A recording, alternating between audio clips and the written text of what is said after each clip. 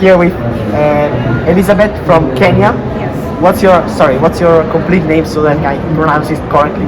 My name is Elizabeth, an environmentalist and climate activist from Kenya, and also the founder of the Green Generation Initiative and heading campaigns at the Wangari Maathai Foundation.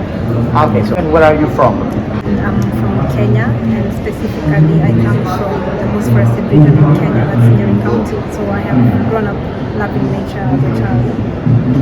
That's also the thing you studied and what you want to do, when we are going to grow up. Yes, I started being an environmentalist and climate activist strongly because I have been strongly connected to nature at a young age, and I got to love nature when I was still young.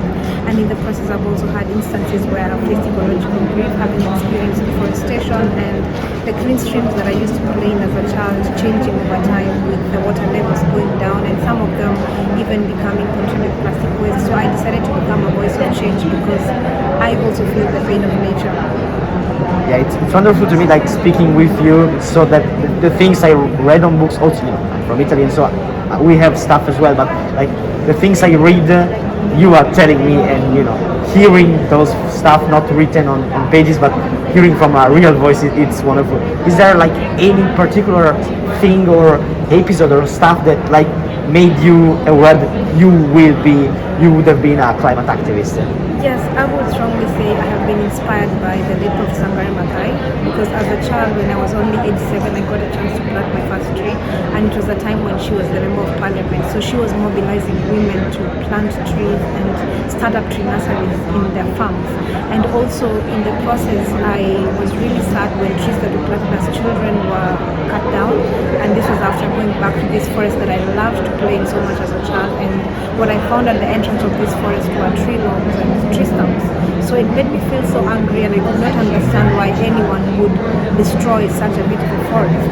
So this is what struck me, and I always say that this anger also gave me a hunger to want to do something about problems like deforestation and climate change, which has been fueled a lot by the ecological crisis, whereby if we destroy the forest, then people are not going to have food to eat, and at the same time people are not going to have clean air to breathe, and the climate crisis impacts will continue to escalate.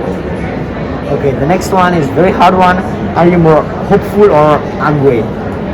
I'm angry and hopeful, but I'm angry because we have been speaking up for change as young people, but then what needs to be done is still nowhere close to what is being done right now. And I'm also hopeful because of the solidarity among the young people and the youth climate movement that is really rising up and stepping up leadership and calling out governments and leaders to take up action. And what is going to give me more hope is if we get listened to, because it's one thing for us to speak up and it's another thing for our voices to actually be heard. So if we get heard and we understand that urgent climate action is happening, then we will become more hopeful. But until then, we are still really worried about the future. Okay, so like yesterday and today you arrived here and you had the occasion to meet with people all around the world, so you happen to understand like also other people in many other parts of the world like feel the same feelings and have the same problems. Are we going to get an international not great like network of activists? Do we need it?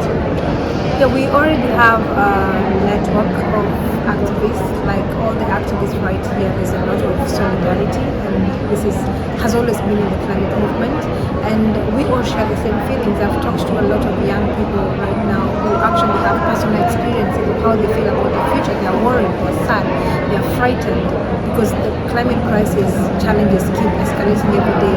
And for most of us who come from countries like mine, it's not something we read in the books. It's something that we are seeing people who have to lose their lives and their livelihoods due to the food insecurity, due to the droughts, due to the floods, and all of these things are really making us frightened about how the future is going to be.